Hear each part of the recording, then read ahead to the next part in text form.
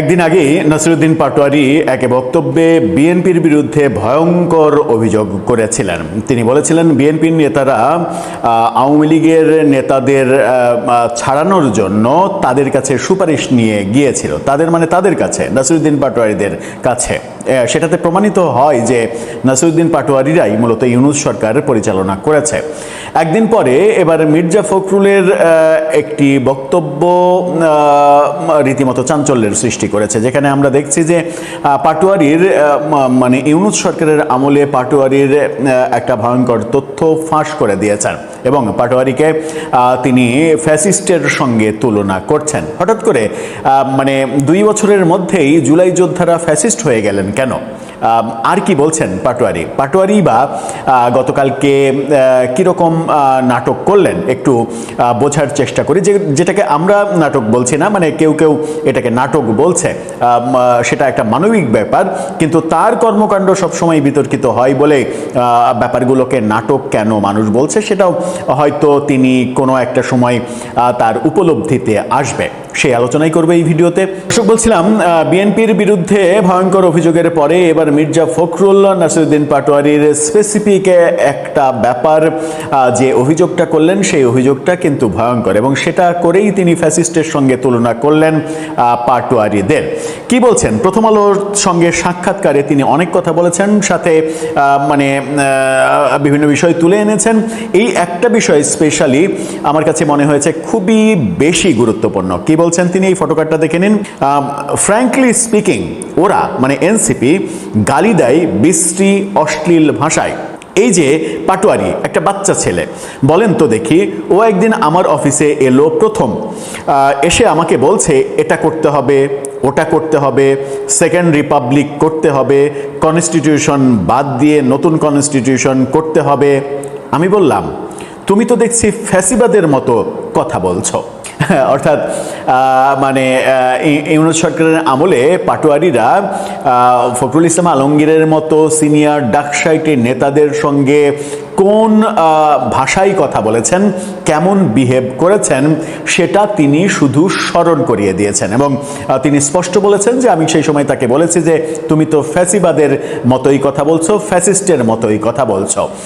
তার আমরা একটু আগে আমি যেটা বললাম যে 2 বছরের মাথাতেই জুলাই যোদ্ধারা ফ্যাসিস্ট হয়ে গেল কেন, আদতে সেটা 2 বছরের মধ্যে না, জুলাই বিপ্লবের পরের কথাই ফখরুল ইসলাম আলমগীর উল্লেখ করেছেন। তার জুলাই আন্দোলনে বিজয়ের পরে তাদের রূপ চেহারা পাল্টে যেতে শুরু করেছে এবং তারা একক আধিপত্য বিস্তারের চেষ্টা করেছে এবং এখনকার পাটোয়ারির যে বক্তব্য, সেই বক্তব্যে যে বিন্দুমাত্র অবাক হওয়ার কিছু নেই সেটাও বোধহয় একটু স্মরণ করিয়ে দিলেন মির্জা ফখরুল। এরই মাঝে গতকালকে আমরা দেখেছি যে পাটোয়ারি ওই হবিগঞ্জে ছাত্রদল এনসিপি সংঘর্ষে ছাত্রশক্তির এক নেতার যে চোখে আঘাত, সেই ব্যাপারটাকে প্রতীকী হিসেবে তিনি বক্তব্য দিতে এসেছেন একটা অনুষ্ঠানে বাম চোখে ব্যান্ডেজ পরে।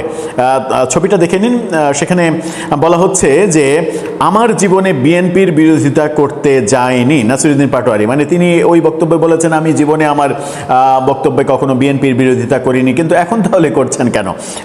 কোন কারণে করছেন, কোন স্বার্থে করছেন, সেই প্রশ্নটা আসবে। আবার মির্জা ফখরুলের ওই কথার পাশাপাশি সামগ্রিক বাংলাদেশে যে গণতন্ত্র আমরা প্রতিষ্ঠিত হবে বলে স্বপ্ন দেখেছি সেটা যে হয়নি, সেটা যে পরিপূর্ণভাবে ব্যর্থ হয়েছে এবং আমরা যে গণতন্ত্র রক্ষা করতে পারিনি সেটাও মির্জা ফখরুলের আরেকটা বক্তব্যে উঠে এসেছে। ইন্ডিপেন্ডেন্ট টেলিভিশনের এই ফটোকার্ডটা দেখে নিন। সেখানে তাকে উদ্ধৃত করে বলা হচ্ছে পাশের দেশ ভারতের দিকে তাকিয়ে দেখুন, সমস্যা অনেক, সমস্যার শেষ নেই, তারপরও ফাইনালি গণতন্ত্র টিকে যায়। তাদের প্রতিষ্ঠানগুলো দাঁড়িয়ে গেছে, বিচার বিভাগ দাঁড়িয়ে গেছে, প্রশাসন অনেক দক্ষ, তাদের মিডিয়াগুলো অনেক স্ট্রং। মির্জা ফখরুল প্রকাশ্যে ভারতের গণতন্ত্রের যে বিশালত্ব, সেই বিশালত্ব বর্ণনা করার মাধ্যমে অনুচ্চারিত যে শব্দটা, সেই শব্দটা কিংবা বাক্যটা যেটা আছে সেটা হচ্ছে যে সেই ক্ষেত্রে আমরা গণতন্ত্রের দিকে পুরোপুরি ব্যর্থ হয়েছে। ভারতের সমালোচনা করি, ঢাকা না দিল্লি, ঢাকা ঢাকা স্লোগান দিই, কিন্তু আমরা কি ভারতের কাছাকাছি যেতে পেরেছি? এই যে কদিন আগে কক্রোজ আন্দোলন হলো, তেলাপোকাদের আন্দোলন, সেই আন্দোলনে ভারত সরকার শিক্ষামন্ত্রীর পদত্যাগ করালো, আন্দোলনকারীদের মানে যে দাবি সেই দাবি মেনে নিল, আন্দোলন শেষ হয়ে গেল, সমাপ্তি ঘোষণা করা হলো আনুষ্ঠানিকভাবে। গণতন্ত্রটা এতটাই মজবুত যে ওরা প্রথমে দেশের কথা ভাবে। কংগ্রেসের এক নেতা বলেছিলেন যে কেউ যদি মোদির পতনে উচ্ছ্বাস প্রকাশ করে তাহলে বুঝতে হবে যে এটা আসলে মোদির পতন না, এটার গণতন্ত্রের পতন। গণতন্ত্রের পতনে উচ্ছ্বাস প্রকাশ করা যাবে না, গণতন্ত্রকে সমুন্নত রাখতে হবে।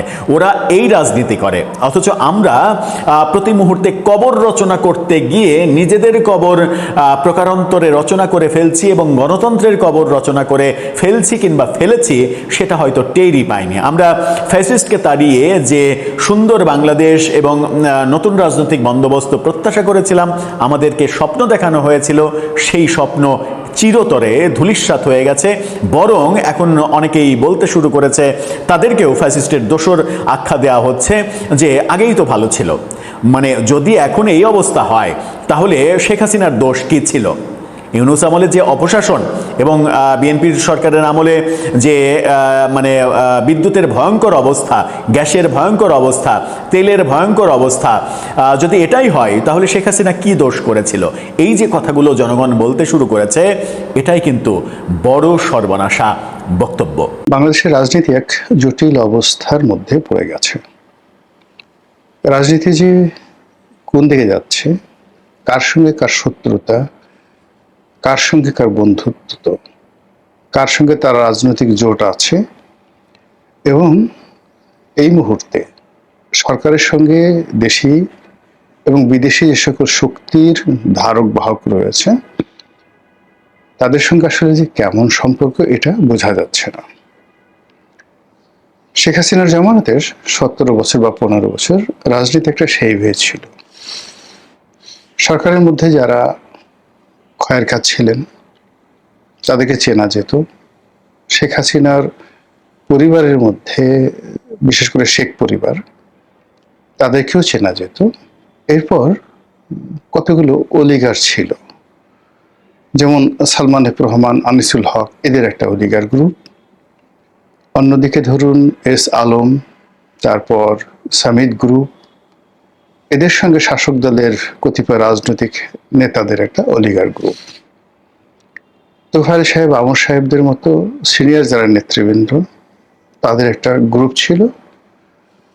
আর অন্যদিকে সাবির হোসেন চৌধুরী, আসাদুজ্জামান নূর, সৈয়দ আবুল হোসেন, ওনাদের মতো মানুষ যারা, তাদের একটা বন্ধুত্ব, একটা সার্কেল ছিল। এর বাইরে জাহাঙ্গীর কবির নানক, বাহাউদ্দিন নাসিম, তারপর বাহাউদ্দিন নাসিমের পর ধরুন মাহবুল আলম হানিফ, ওনাদের একটা গ্রুপ ছিল। এর বাইরে ধরুন আলাউদ্দিন নাসিম, তার নেতৃত্বে এক ধরনের আমলা গ্রুপ, আবু নাসের কামাল, তার গ্রুপ এক ধরনের আমলা গ্রুপ, উপদেষ্টাদের মধ্যে একটা গ্রুপ। মানে যার যার মতো করে সবাই কাজ করতেন, সবাই পাওয়ারফুল ছিলেন। কারো কারোর সঙ্গে শত্রুতা ছিল, কারো কারোর সঙ্গে আবার বন্ধুত্ব ছিল, এরকম আলাদা আলাদা গ্রুপ হয়ে কাজ করত। মন্ত্রী পরিষদে দ্বিতীয় জেনারেশন, তৃতীয় জেনারেশনের রাজনীতিবিদ ছিলেন, যাদের দাদা মন্ত্রী ছিলেন, বাবা মন্ত্রী ছিলেন, নিজেরা মন্ত্রী হয়েছিলেন, তারা এক ধরনের। আবার ধরুন একেবারে প্রথম জেনারেশনে এসে পলক শাহরিয়ারের মতো মন্ত্রী, মোহাম্মদ আরাফাতের মতো মন্ত্রী, তারাও ছিলেন। আর সর্বময় কর্তৃত্ব ছিল শেখ হাসিনার উপর। শেখ হাসিনাকে যারাই রাজি খুশি রাখতে পারতেন তারা কাজ করতেন, আর রাজি খুশি রাখতে না পারলে সেখানে কাজ হতো না। এখানে শেখ হাসিনার যে ক্ষমতা, এককভাবে তাকে ফ্যাসিবাদ বলেন, স্বৈরাচারী বলেন, মূলত সারা দুনিয়াতে এমন কোন রাষ্ট্র, এমনকি পুতিন বা পল কাগামে কিংবা মুসোভিনি, উগান্ডার মুসোভিনি, তারা তাদের রাষ্ট্রের যে একক ক্ষমতা, ঠিক সেই একক ক্ষমতা অধিকারীর চাইতেও বেশি ক্ষমতা ছিল শেখ হাসিনার।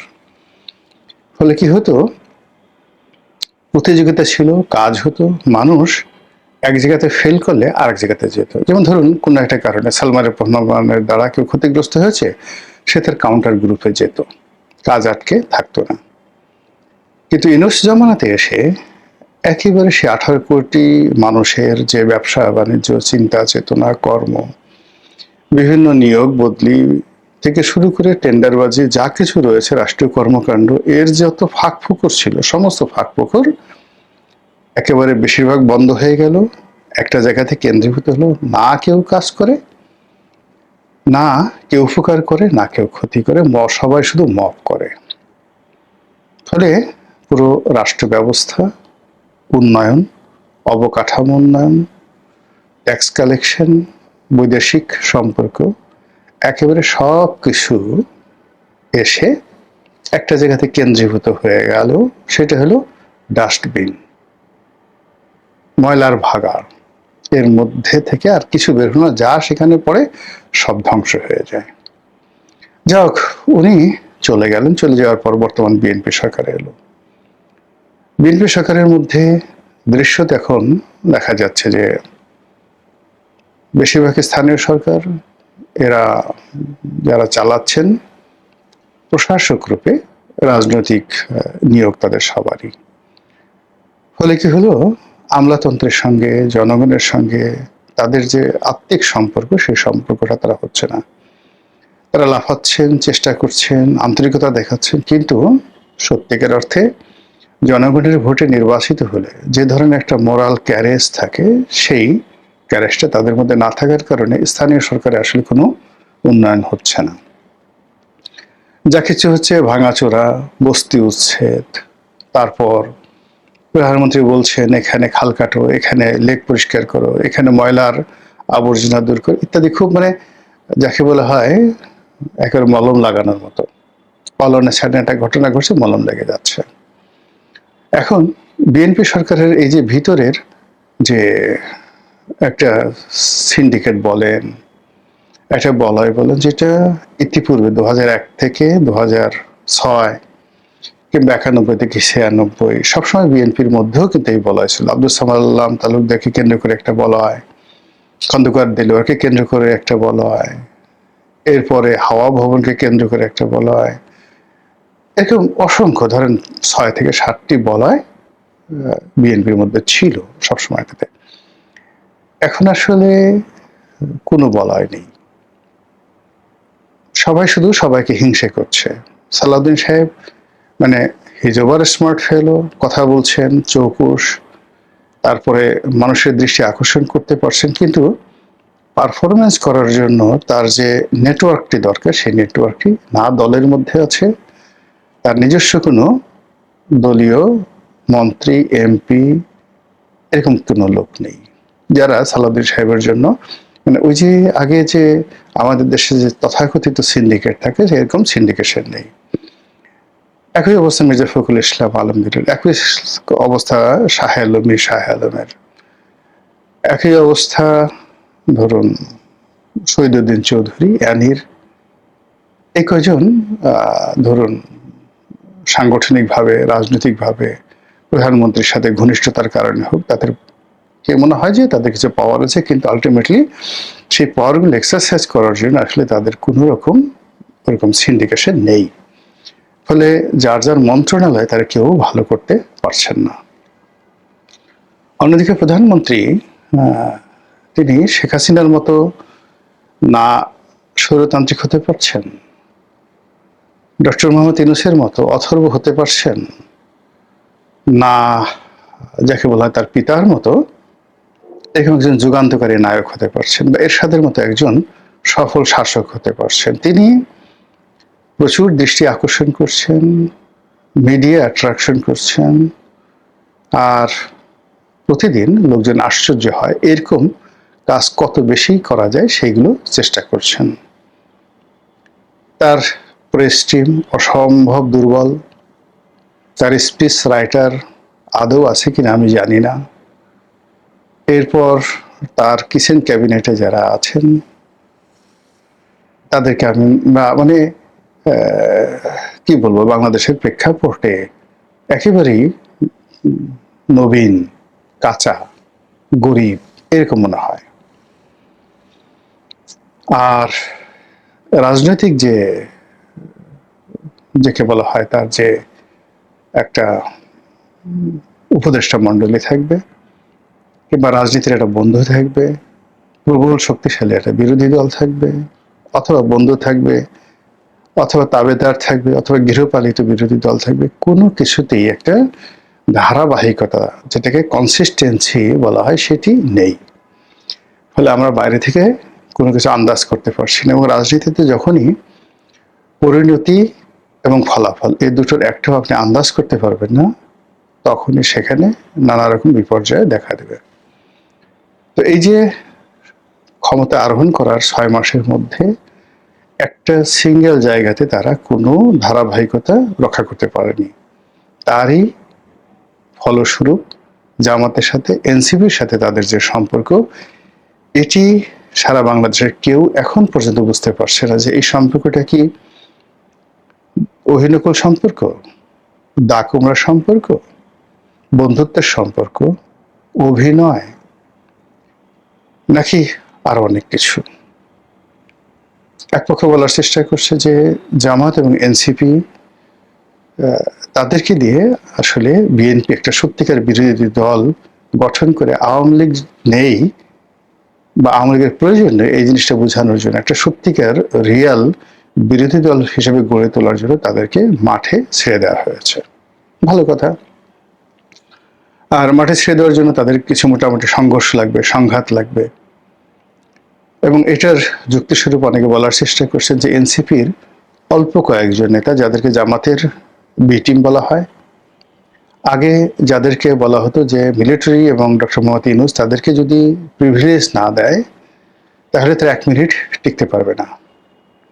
তো এখনো বলা হচ্ছে যে তারা হবিগঞ্জে গিয়ে যখন লাঞ্ছিত হলেন তখন তারা ভয় পেয়ে ঢাকা চলে আসবে, কিন্তু গাড়ি ভাঙলো, হাতে একটু আঘাত হলো, তারপর তারা গালাগালি করতে করতে গোলাপগঞ্জে গেল, সিলেটের গোলাপগঞ্জে গেল, জৈন্তাপুরে গেল এবং সেখানে গিয়ে সমাবেশ করলো, ইত্যাদি ইত্যাদি। এটা হলো কি করে? নিঃসন্দেহে এদের যে অবস্থা, পেছন দিক থেকে যদি একটা স্ট্রং, তাদের পেছনে যদি একটা শক্তি না থাকতো, সেই শক্তিটা অবশ্যই বিএনপি, অবশ্যই তারেক রহমান, অবশ্যই প্রধানমন্ত্রী। এবং তাদেরকে এমনভাবে ছেড়ে দেওয়া হয়েছে যে যা বেটা গালাগালি কর, আমরা এই কাজগুলো করব, একটু হাতে আঘাত লাগবে, সামান্য একটু রক্ত ঝরবে, কখনো কখনো কিছু ঘটনা ঘটবে, কিন্তু তোমরা ক্ষতিগ্রস্ত হবে না। কিন্তু হয়তো বিএনপির 5টা ছেলে ক্ষতিগ্রস্ত হবে, এনসিপির মধ্যে কারো হয়তো চোখ চলে যাবে, বা কারো হয়তো হাত ক্ষতিগ্রস্ত হবে। এরকম অনেকে নানা রকম গল্প তৈরি করে বলার চেষ্টা করছে, বিশেষ করে আওয়ামী লীগের লোকজন, যে এটা একটা সাজানো। আর এক গ্রুপ বলার চেষ্টা করছে যে মূলত জামাতের সঙ্গে আর এনসিপির সঙ্গে একটা দ্বন্দ্ব এবং সংঘাত শুরু হয়েছে। এখানে এনসিপির যারা নেতৃবৃন্দ তারা বুঝে গেছে যে জামাতের সঙ্গে একীভূত হওয়া এবং জামাতের সঙ্গে একত্রে রাজনীতি করা, তাদের সঙ্গে সেই রাজনৈতিক ঐক্য করে নির্বাচন করা এবং সংসদ পরিচালনা করা, এটা এনসিপির একটা বিরাট ভুল। তারা এই কথাও বুঝে গেছে, বা সবাই বলছে যে ইউনূস সরকারের ক্ষমতার অংশগ্রহণ করা, উপদেষ্টা পরিষদে যাওয়া, ইত্যাদি ইত্যাদি নানা রকম যে কর্মকাণ্ডগুলো, এগুলো তাদের মারাত্মক ভুল ছিল। এখন এগুলো যে যতই বলুক না কেন, বাস্তবতা হলো যারা এই সমস্ত কথাবার্তা বলছেন এদের প্রায় সবার বিরুদ্ধে আর্থিক কেলেঙ্কারি, এদের সবার বিরুদ্ধে অনৈতিক কর্মকাণ্ড, এবং গত 2 বছরে তাদের পোশাক আশাক, কথাবার্তা থেকে শুরু করে বডি ল্যাঙ্গুয়েজ থেকে শুরু করে সবকিছুতেই এতটা বিরক্তি যে জনগণ তাদেরকে আর ভালোবাসার চোখে, শ্রদ্ধার চোখে দেখে না। তারা কোথাও লাঞ্ছিত হলে, অপমানিত হলে জনগণ খুশি হয়, ইন্নালিল্লাহ বলার পরিবর্তে আলহামদুলিল্লাহ বলে। তাদের যে কোনো দুর্ভোগ দুর্দশা দেখলে মানুষ হাসে। তাদের ফেসবুকে যে ফলোয়ারগুলো রয়েছে, সামাজিক যোগাযোগ মাধ্যমে, এটাও অনেক কমে গেছে, অনেক কমে গেছে। তো এই অবস্থা যখন চলছে, তখন প্রায় প্রতিদিনই দেশের বিভিন্ন জায়গাতে তাদের সঙ্গে বিএনপির যে সংঘাত হচ্ছে, যে বাকযুদ্ধ হচ্ছে, যে মুষ্টিযুদ্ধ হচ্ছে, এবং যে বিফোর যে একটার পর একটা নেমে আসছে, ইতিমধ্যে মামলা মোকদ্দমাগুলো হয়ে গেছে। এখন এর পরিণতিতে এই দলটি, নব্য দলটি মারাত্মক বিপদে পড়বে।